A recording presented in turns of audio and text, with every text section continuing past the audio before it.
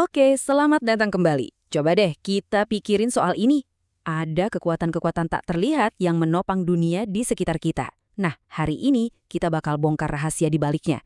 Mulai dari jembatan yang kita lewatin tiap hari, sampai gedung-gedung tinggi tempat kita kerja.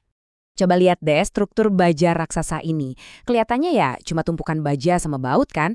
Tapi pernah kepikiran nggak apa sih yang sebenarnya bikin semua ini kokoh? Yang bikin dia nggak ambruk kena beratnya sendiri? Atau pas ada angin kencang? Nah, jawabannya itu jauh lebih dalam dari yang kelihatan mata. Nah, buat ngejawab itu, kita harus masuk ke satu bidang ilmu yang keren banget, namanya mekanika bahan. Gampangnya gini, ini ilmu yang khusus ngoprek apa yang terjadi di dalam benda padat waktu ada gaya dari luar yang neken atau narik dia. Dan serius, ngerti soal ini tuh kunci buat ngerancang hampir semuanya. Oke, jadi biar kita bisa ngerti apa yang terjadi di dalam, kita harus mulai dari luar dulu. Dan semuanya itu berawal dari satu konsep dasar, gaya. Di dunia teknik, gaya-gaya dari luar ini punya nama khusus, beban. Coba bayangin deh, gravitasi yang narik semua ke bawah, atau angin yang dorong-dorong sisi gedung. Nah, itu semua tuh beban.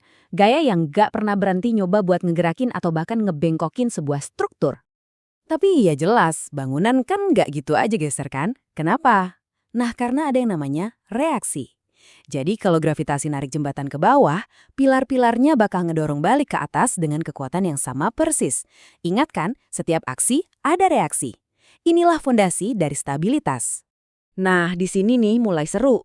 Ternyata, nggak semua tumpuan itu sama. Ada yang namanya roller. Tugasnya cuma nahan beban dari atas ke bawah, jadi dia masih bisa ngebiarin ada sedikit gerakan lain. Terus ada pin. Ini lebih kaku. Dia nahan gerakan kemana-mana, tapi masih bisa muter. Dan yang paling jagoan, ada tumpuan jepit. Ini benar-benar ngunci struktur, nggak boleh gerak, nggak boleh muter. Para insinyur itu milih tumpuan yang pas, persis kayak kita milih kunci yang pas buat baut. Semuanya demi satu hal, stabilitas. Oke, jadi kita udah punya beban yang dorong-dorong dan reaksi yang nahan. Terus, apa yang terjadi pas mereka semua ketemu? Nah, disitulah kita dapat yang namanya kesetimbangan.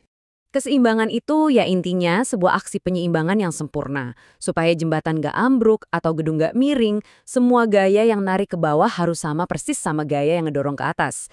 Gaya yang ke kiri harus diimbangin sama gaya yang ke kanan. Semuanya harus jadi nol. Gak lebih, gak kurang. Dan ini dia nih, dua rumus paling sakti di dunia statika. Yang pertama, sigma F sama dengan nol. Artinya total semua gayanya seimbang, jadi nggak ada gerakan lurus, nggak geser. Yang kedua, sigma M sama dengan nol. Ini artinya semua momen atau gampangnya gaya putar juga seimbang, jadi nggak ada yang mutar. Stabilitas itu ya kondisi nol yang sempurna ini. Oke, sejauh ini kita udah ngomongin gaya-gaya dari luar kan? Semuanya seimbang, perfect. Tapi ini justru nimbulin satu pertanyaan lagi yang lebih dalam dan jujur aja lebih seru.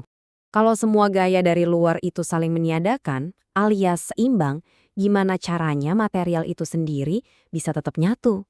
Kok dia nggak buyar aja gitu?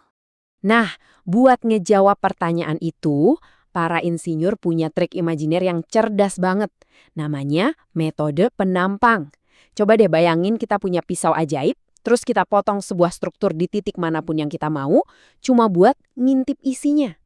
Pas kita bikin potongan imajiner ini, kita langsung lihat sesuatu yang luar biasa. Di permukaan potongan itu, muncul sekumpulan gaya internal. Nah, gaya-gaya inilah respon si material. Perlawanan dari dalam yang bikin dia nggak kepisah pas ditarik, atau ancur pas ditekan. Dan inilah dia jawabannya. Ukuran seberapa kuat gaya-gaya internal ini bekerja di satu area tertentu, itulah yang kita sebut tegangan atau stres. Jadi, ini poin paling pentingnya ya. Tegangan itu bukan sesuatu dari luar. Tegangan itu adalah perlawanan dari dalam material itu sendiri buat ngelawan gaya-gaya dari luar. Terus, gimana caranya pengetahuan soal tegangan ini ngebantu kita ngebangun hal-hal kayak struktur yang kita lihat di awal tadi? Yuk, kita lihat gimana konsep ini ngebangun dunia kita. Coba kita balik lagi lihat struktur kayak gini. Setiap bagiannya loh, dari baut yang paling kecil sampai balok yang paling gede, semuanya itu dirancang cuma dengan satu pertanyaan utama. Berapa banyak tegangan yang bisa dia tahan sebelum rusak? Jadi sebenarnya seluruh ilmu rekayasa struktur itu intinya adalah seni mengelola tegangan. Jadi dengan prinsip keseimbangan yang tadi kita bahas, para insinyur bisa ngitung dengan super akurat seberapa besar tegangan yang bakal diterima sama setiap bagian. Dan inilah yang bikin mereka bisa milih material yang pas, ukuran yang pas, dan yang paling penting, mastiin semuanya aman dan efisien. Jadi, nanti kalau kamu lagi ngelewatin jembatan atau lihat gedung pencakar langit, coba deh berhenti sejenak. Coba bayangin arsitektur tak terlihat ini, tarian tanpa henti antara beban, reaksi, dan jutaan perlawanan internal yang kita sebut tegangan. Semuanya terkunci dalam keseimbangan yang sempurna. Itulah keajaiban rekayasa yang selama ini tersembunyi, tepat di depan mata kita.